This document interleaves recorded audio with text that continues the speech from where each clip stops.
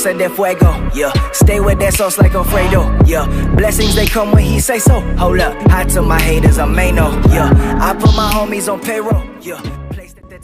Hey, how y'all doing? It's Rick Sincere with MTMV Sports. I'm geeked to be joined by the entire team today. Let's go, team. Sound off. Let me hear you, Conrad. What's good? Hey, what's up, guys? This is Connie Westside, the Best Eye, with the Campus Connect crew. What up? What's good? JT, what's good, fam? Yo, what's up, man? It's your boy JT, live in the building, Campus Connect crew. Holla at your boy. Amen. What's good, voice?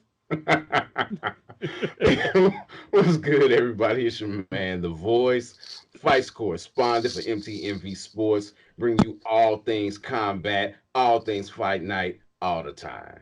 Hallelujah. Let's talk, Venora. What's good with you? Hello, everybody. It's your one and only Bernard Lewis, also known as Norn the Tish. All right, let's talk, y'all. So, man, this has been a big week in football. It's big week in sports, period. Actually, on the show this week, we had somebody talk about what's going on in soccer. There's racism happening in soccer right now.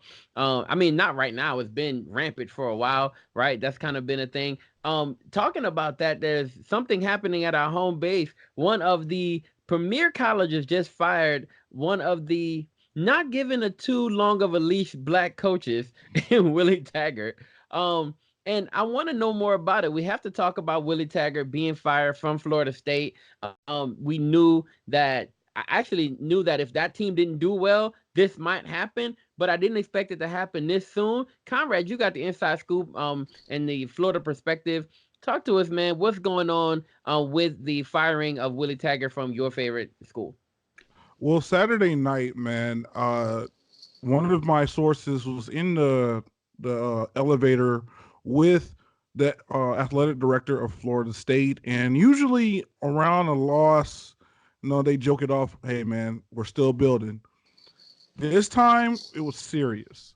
They pretty much said, hey, man, I'm done. And the boosters, I'm done. Now, Willie's done.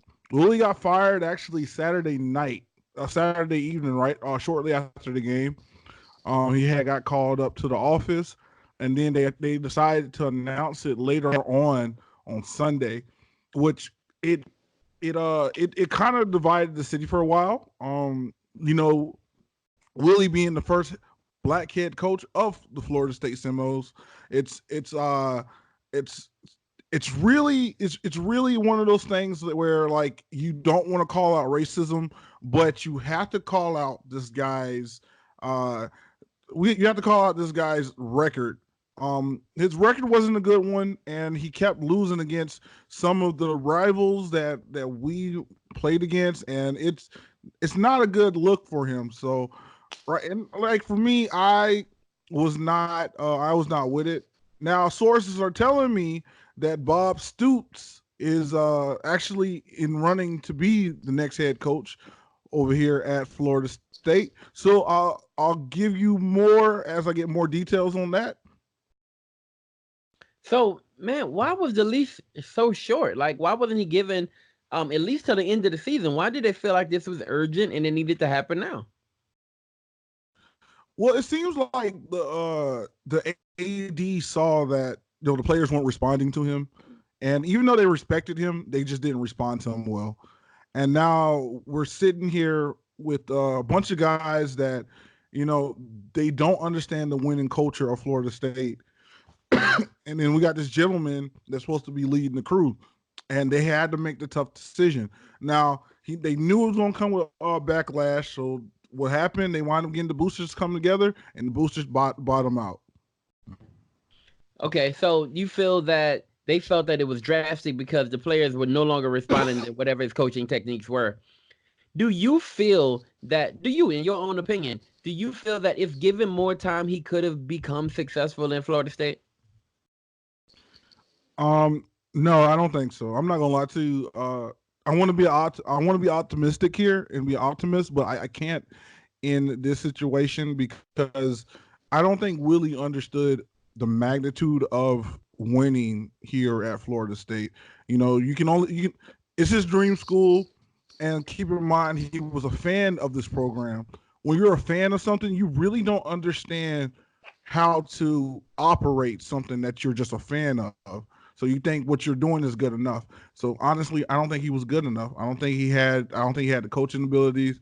I don't think he had the savvy of recruiting and getting that big name guy.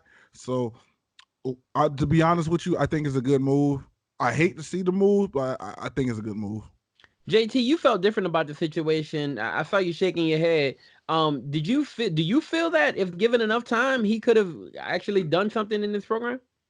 Yeah, I think if he was given maybe, I don't know, maybe another 2 to 3 years to actually go out and actually try to recruit better. Yes, his first 2 years that his recruiting was not the best, but I feel like if he would have had a chance to really just put his foot into the Florida soil and go out and recruit, I think he could have had a decent recruit class to where it wouldn't have been no Jimbo Fisher type class or team, but it could have been a productive team to where they at least compete for the ACC title.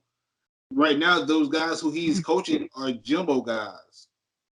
You know what I'm saying? And they just didn't buy Bro, into. I gotta cut you off right there because Nick Saban's in Florida's backyard, so you have to be that guy to get those recruits. You know this, being that you're a Florida Gator guy, and you know that Florida, they have to have like a ring around the state of Florida just so that Nick Saban doesn't come into the backyard. You know this.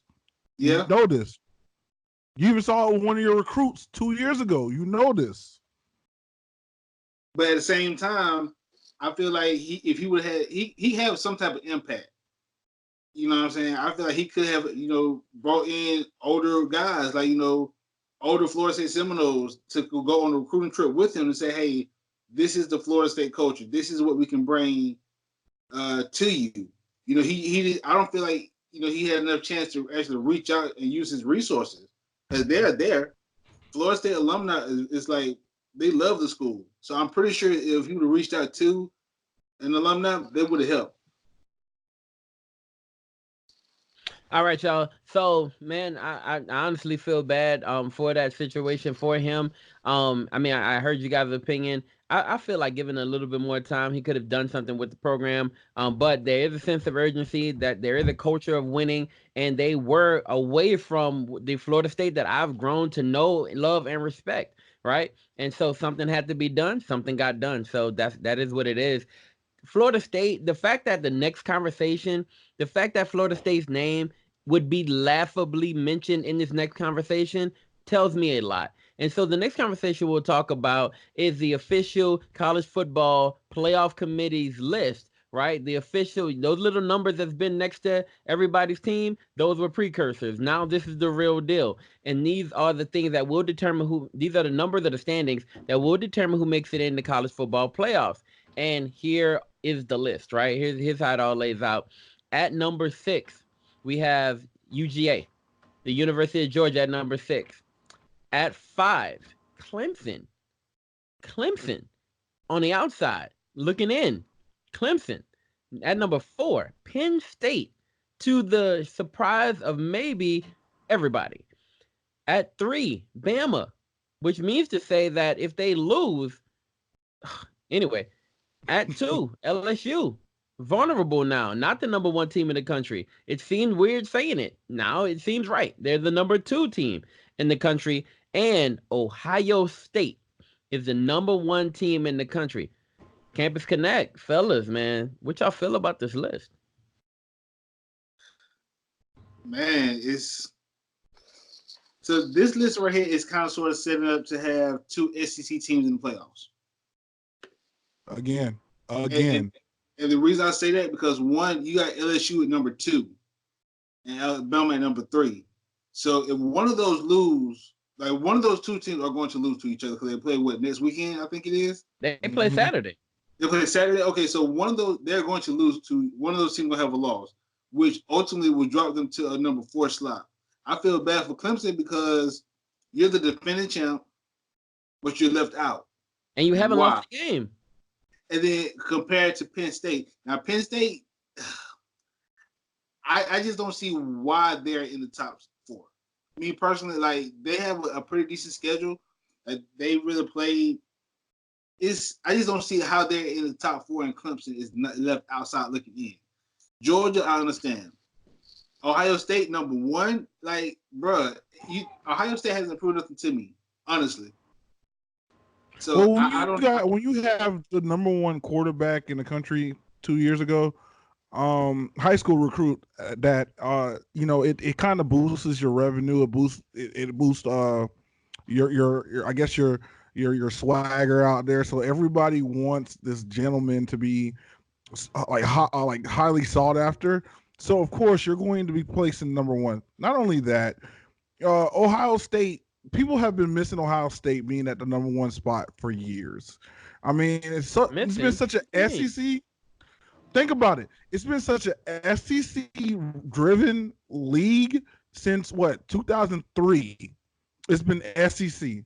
It's been SEC talks. It's been SEC. And they want to go back to, let's go back to where Ohio State was number 1 at one point in time. Or let's talk about how the Big Ten was the big guys in the room. You see, they got 2 Big Ten schools in the race. Now they're like, yo, okay, we don't have to fill this up with SEC. Not only that, I think they're disrespecting Clemson by putting a Penn State ahead of them. Now, keep in mind, this is just clickbait. We all know it's clickbait. I mean, anybody with eyes, ears, and some type of sense will tell you, oh man, they don't really believe that. They don't really believe that Clemson, that Penn State is better than Clemson. They don't really believe that. That's just something for people to talk about. They need some spice here in the doggone NCAA, and they're doing it. Now let me say this: I don't outright believe that Penn State is better than Clemson, but let me read y'all some scores, and y'all tell me what you think. Now, granted, these scores are against not the best talent in the world, but my God, if you look at Penn State versus Idaho, 79-7. Idaho. That's Idaho. I know, but that's Idaho. 80 points. That's a Kobe Bryant type night. Like that's 79 points.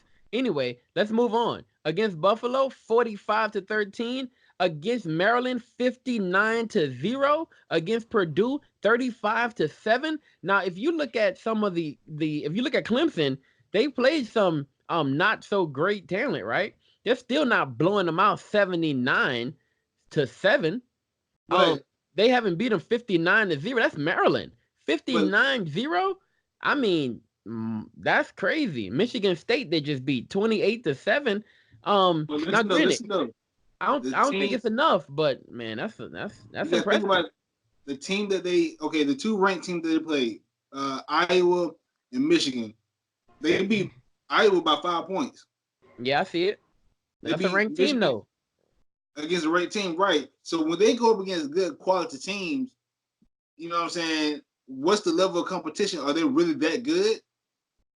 Or is the team they're playing against really just make mental errors? Because really, Iowa should have beat Penn State that game. Hey, that's a lot of mental errors, bro. You know what? And then that's a lot of mental errors. That's a lot of mental errors. Now look, the Clemson's putting up good numbers, right? You look at Clemson, same thing. Clemson against Syracuse, 41-6. They played Charlotte. God knows what that's about, but 52-10, right? But they played UNC, and I think this is where they got clipped. They played UNC. UNC's not ranked.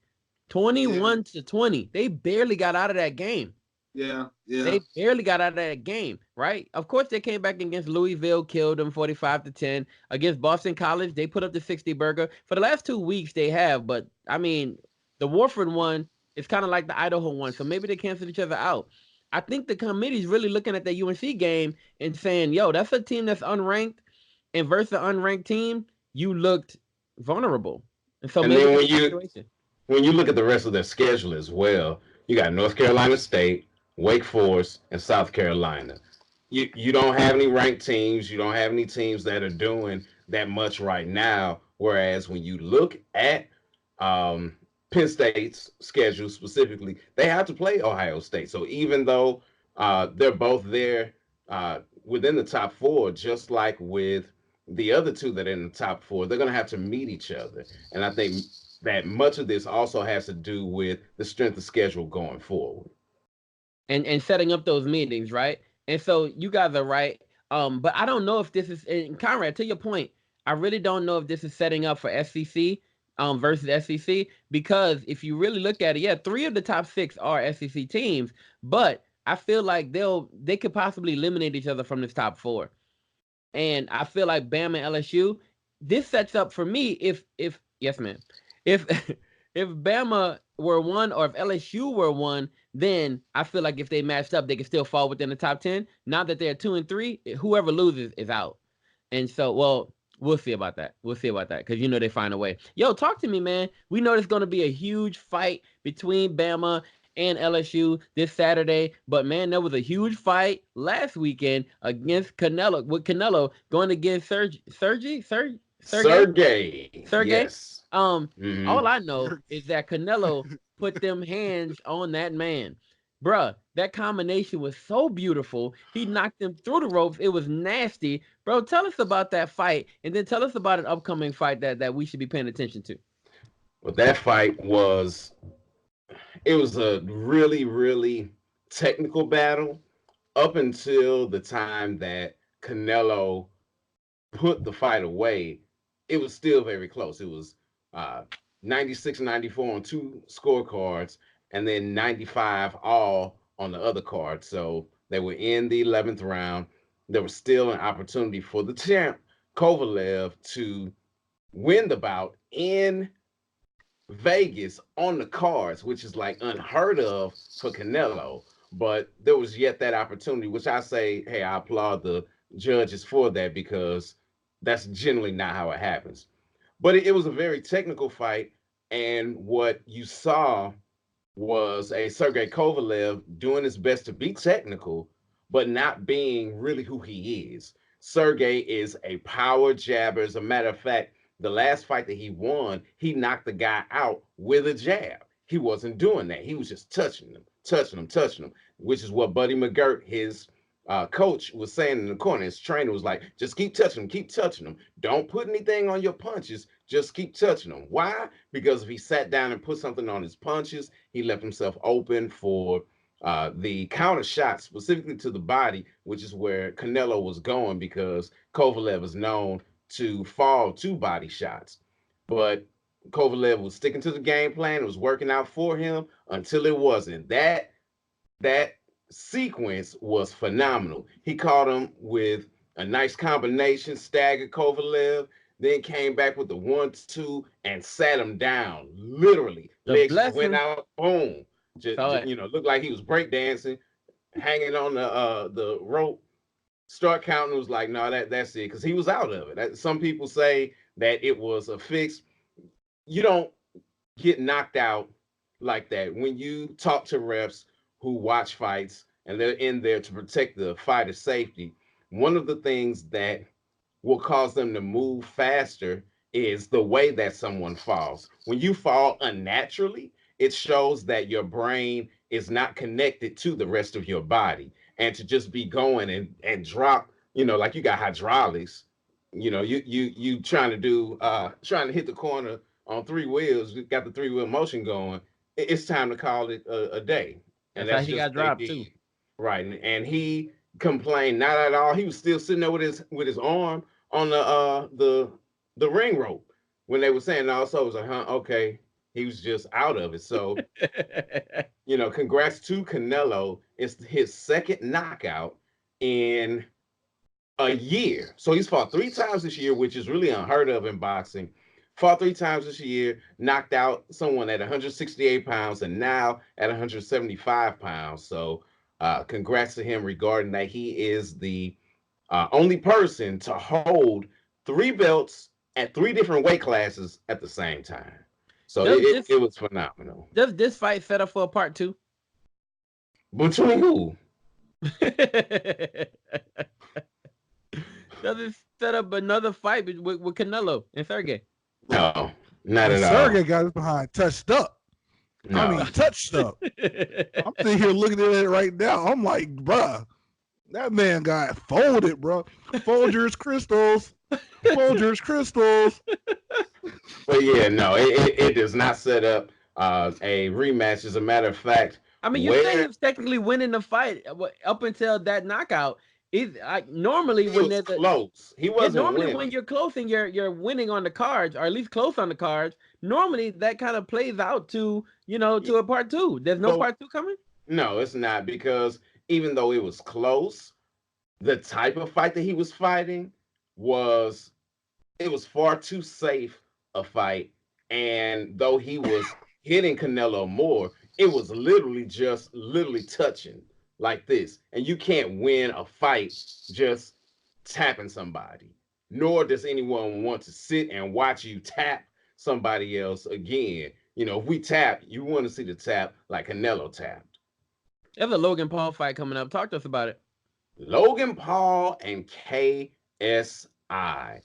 Uh, which good for our people. Like Logan Paul and KSI fighting again. Isn't Logan Paul the guy that was in the forest over in China, and the person was hanging dead and he was playing with their feet? Yeah, that guy.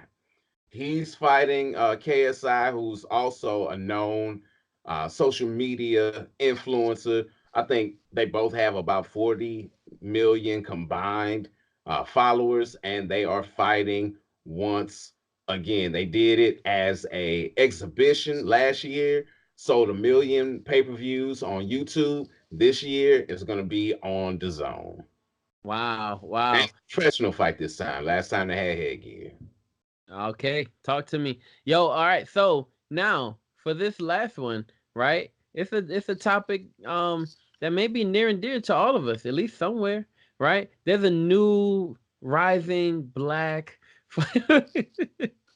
I don't know what to call it, man. Like no, honestly, we love Lamar Jackson, but we love just football in general. The question is now, right? You saw before the game, who saw Tom Brady walk up to Ed Reed, right, and say, "You my kryptonite," whatever else, right? And there's a question. It's questionable whether he said the N word or not.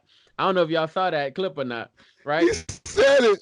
He said it. I don't care. He said it. I saw it. He said it. And he said it like any white guy that's nervous. He said that thing. I saw the clip over 10 times and I listened over and over again, wondering if he said it. Now they had words underneath, right? There was Yeah. words underneath. So I asked a lot of people, hey, if he did say it, are you willing to give Tom Brady the pass? That's that's what I said. So before we hop in, just real quick, are y'all willing to give him the pass? Just real quick vote. What you got? No No. pass. If Nate Diaz is not getting a pass by people, then definitely Tom Brady's not getting a pass. Yo, Tom Brady has a Make I America don't know, Great man. hat in his I locker. I wouldn't Nobody give trips about him that at a all. pass. You giving him the pass? I wouldn't give him a pass. Yeah, I'm gonna give him a pass only because you know he brought a couple of relative Super Bowls for me, so I'll give him one. I'll give him one out of 1 million. Brought some relatives to the Super Bowl.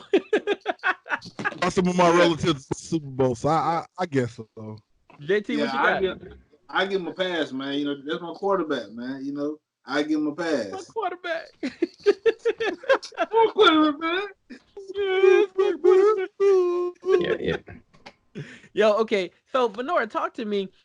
In this game, we saw Xerxes or Xerxes. We saw somebody who we thought at some point was untouchable bleed. We watched the Patriots fall in phenomenal fashion. Up until this point, their defense has been dominant. The number one defense in the league. They have been phenomenal. Yes, they've played against nobody, right? But they are finally playing against a team with at least a decent quarterback, at least a decent offense, and we got a chance to watch them get torched 37-20 in that matchup. Venora, you saw the whole game. What did you feel about the game? And then what are some questions that are still kind of lingering for you? Go for it. So going into this game, I already knew the Ravens were going to win because this is a game I've been looking forward to all season so far because I knew this was going to be the Patriots' first loss. I went on record on several different platforms saying this is going to be the first loss. So I was right. That's one. And we're going to go into how this game went. So like you said, the Patriots defense is amazing. They are dynamite, but we have not been playing stellar teams. Yes, the The Bills have been very good this year, but that's about it. They actually have competition against. So the game pretty much started with the Ravens just whooping tail. Like it was like 10-0 in the first quarter, and I'm just like, my theory seems correct. So I was just looking at that, and I was interested. And the Patriots did start coming back. Once again, Tom Brady is one of the best quarterbacks ever. So I expected him to not get completely blown out in the first half. I would not expect that. They had a 13-point recovery in the second quarter, which brought them on the field, on the board. So the third quarter pretty much was going on. It was a lot of back and forth. But once again, it's just Lamar Jackson's just really good. He's a very talented young man, and he shows that he is getting better and better each year. And to me, I have a personal connection with him because of what happened to him when he was getting drafted. Like, oh, he can't be a quarterback. He needs to be a wide receiver. But look, he's leading his team to greatness, which is what I'm all about. Wait, Bernard, were you on that same track where you were saying that he should be a running back or wide receiver or quarterback? No, I'm not on that. No. Okay. If boy want to be a quarterback, he's a quarterback. So let him be one. And now he's showing everybody he is one. So he beat one of the best ones. Best in cheating. One best in cheating. But that's how he's still out here. So Hater. So I got into a really good debate that I want to bring to you guys. Talk to us. Between Tom Brady and my favorite quarterback, Aaron Rodgers. Who do you think is the best quarterback? Because my view is I think Tom Brady is a stellar quarterback right now, but he's smart. He's smart. He's a smarter quarterback, and Aaron Rodgers, I think, is the better quarterback. I love this. JT stupid. I love this. I love this debate. It's been a debate for a while. A lot of people talk about between the two who's the most talented, and there's no doubt. If you look at just like raw talent, not the system, outside of the system, just raw ability to throw the football, it's Aaron Rodgers, hands down, because he has arm strength. He can put the football almost anywhere. He has great accuracy, great deep throwing accuracy. He's phenomenal. And I look at Aaron Rodgers just as he's a physical specimen as far as the quarterback is concerned, right? At the same time, quarterbacking, like being a quarterback consists of a lot more than just being able to throw far and a lot more than just being, deep ball accurate. It's about processing defenses. It's about being smart in the pocket, not just being mobile, but being able to be extremely mobile in the pocket, getting yourself in position to throw the ball, and do beyond. You know what I mean? So anyway, when I look at the situation, I say Tom Brady feels like the better quarterback, but I have to say this, and it's so true. Tom Brady may be, and JT, don't get mad, but it's true. Tom Brady is not, he may be a product of the system in combination with his will and determination, right? His will and determination, you look at it, he's playing beyond 40 and he looks like he can play until 50, right? But you put Aaron Rodgers in that same offense, I feel like Aaron Rodgers has a 10 times, I feel like his career is 10 times better than what we're seeing from Tom Brady. I feel like he would just be phenomenal in that offense, in that offensive scheme, in that offensive system. I feel like if you put Aaron Rodgers, replace Tom Brady with Aaron Rodgers in that system, Aaron Rodgers goes down as the greatest quarterback to ever play the game. I got 5 on it that Tom Brady would suck in another system. Not to. What you think, JT? You're sitting back there rocking with your Florida shirt on. I feel like we might find out this offseason. I think it's coming. I'm hearing rumors that Tom Brady is not. I mean, everybody heard it on the broadcast. That Tom Brady is most likely moving on. And if Tom Brady is moving on this offseason, which, I mean, to the chagrin of everybody in New England, or every Patriots fan across the nation, right? To their chagrin, he will be moving on. If he moves on, then we're gonna find out, was it the system or was it Brady? I feel like Brady outside of the system still will be a good quarterback, but that system's so good. It's such a great system. And so, and we saw it when he went down. You saw it. So I feel like if Tom Brady is removed from that system, I'm not saying he's gonna suck, but if it relies on his athletic ability, I think he may get exposed if he moves outside of that system. That's just my thought. Love Tom Brady, still think he's not the GOAT, but at least he's one of the greatest of all time. I say that he's a GOAT. I don't think he's the smartest of all time. I think he's an extremely smart quarterback though. And if you look at so I know JT wants to say something, but what quarterback gets faster from 20 something to 40? None. He did. Thomas done it, right? So JT, before we clock out, because I know you itching to speak on it, what's good, bro? Is Tom Brady better? Okay. So I'm gonna be real with you guys right now. Okay. Don't come from the beard with it. I'm gonna be real with y'all right now. So like you said, it's the system. We went 3-1 without him, and we played 4 good teams. Was that Jacoby Brissett though? Jacoby Brissett played the last one. Who's Garoppolo was the first? Yeah, Garoppolo. But look at it. Those guys are turning out to be good outside of that system too. You're right. Because he studied under the smartest quarterback. Yes, exactly. If you get the smartest teacher, you would be a smart student. A smart player. But now, I don't know about all that. So Aaron Rodgers and Tom Brady, both skill set is different. Tom Brady would not ever run out the pocket. Aaron Rodgers, he'll run and get you. Tom Brady has 100 rushing yards in his career, bro. That's 100 rushing yards. He played like 85 years. I ain't got 100 yards in 85 years. No, he got 1,000 rushing yards, guys. It's not 100. He has 1,000. Oh, yes, okay. That's what I thought. My bad. It's 1,000. But still, Conrad, let's be real. He played 85 years. It's 1,000. My bad. I said it meant 1,000. Yeah, that's over a time. Like Aaron Rodgers' skill set, I feel like will put him a close second. He'll be 1B to Tom Brady. Tom Brady. 1B? Yeah. Right, so Tom Brady's 1A and he's 1B. Yeah, Tom Brady's 1A, he's 1B. I can't get jiggy with it. You look at guys like Pat Mahomes, you look at guys like Drew Brees, you look at guys like that, right? And I can't outright say Aaron Rodgers is number one. I can't do it. Hey, Rick, and you want to know who the number one in my book is, though? Yeah, what you got? The number one is Dan Marino, dog. And if you don't respect it, man, I don't know what to tell you. Dan Marino. Bernard said time, so we gotta go. Okay.